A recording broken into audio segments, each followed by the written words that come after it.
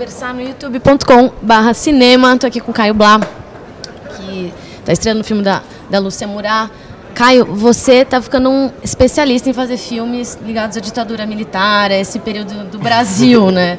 Batismo de Sangue, o ano que meus pais saíram de férias. Como é para você, assim? Como foi preparar para esse filme?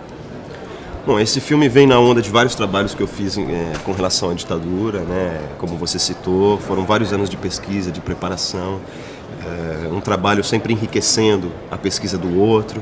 E aí eu tenho uma identidade, uma ligação muito forte com os anos 70.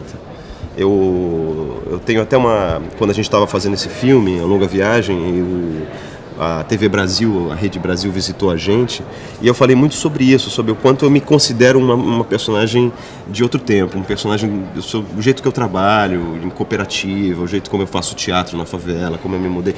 E isso, todo mundo fala que eu sou muito uma figura dos anos 70, eu só ouço música dos anos 70.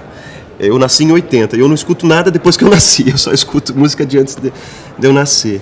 Eu tenho uma identidade muito forte com o espírito dessa época, com o espírito de questionamento dessa época, de revolução dos costumes, de liberação, de luta política, coletiva. E aí os diretores me chamam para fazer filmes dessa época. E Uma Longa Viagem é interessante, porque eu faço um personagem que fugiu da ditadura, que escapou da ditadura. Quando a Lúcia foi presa, né, ela foi levada para Bangu, e o Heitor, que é o irmão dela, para que ele não fosse também envolvido, a família mandou ele para Londres, né? Então ele chega em Londres em 1970, ou seja, no auge do swing em London, com Jimi Hendrix, Beatles, enfim. E aí ele desbunda total, ele chega em Coisa Londres, fina. Ele chega no lugar certo na hora certa, entendeu? E ele desbunda totalmente, começa a experimentar de tudo, experimentar drogas e experimentar novas formas de comportamento. E ele decide viajar pela Europa de mochila e até a Índia. O sonho deles, né, naquela época era ir para o Oriente, descobrir o Oriente, né, o Flower Power, ir para a Índia. Os Beatles estavam nessa e tal. E aí ele decide que ele vai para a Índia e ele sai caminhando de carona e dando um jeito de atravessar. Ele atravessa toda a Europa, Oriente Médio. Imagina uma pessoa cruzar o Afeganistão, o Paquistão, o Iraque, nos anos 70, entendeu? 71, 72, sem nenhum dinheiro, muitas vezes ele perde os documentos. Então é uma história fascinante, essa figura em busca de um autoconhecimento e que deu a volta ao mundo a pé.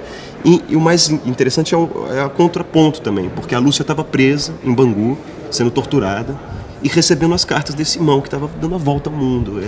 É uma relação de família muito forte, uma história muito pessoal e muito forte. Acho muito corajoso a Lúcia ter aberto essa história e filmado isso. Não só a história dele é diferente e, enfim, muito interessante, como também a maneira com que o filme foi feito, né? Porque é um documentário, mas você atua.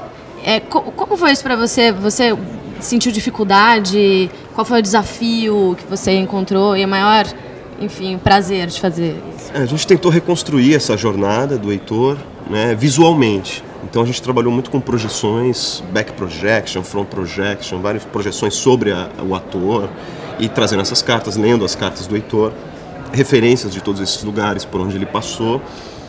E um desafio muito, muito grande, assim, de imaginar. Eu até hoje fico um pouco abismado. Eu vim até aqui para Paulínia, dirigindo meu carro na estrada e pensando, caramba, o Heitor deu a volta ao mundo a pé, sabe? Que vontade é essa? Que busca é essa? Que disposição é essa? Que liberdade é essa que ele quis exercer, né?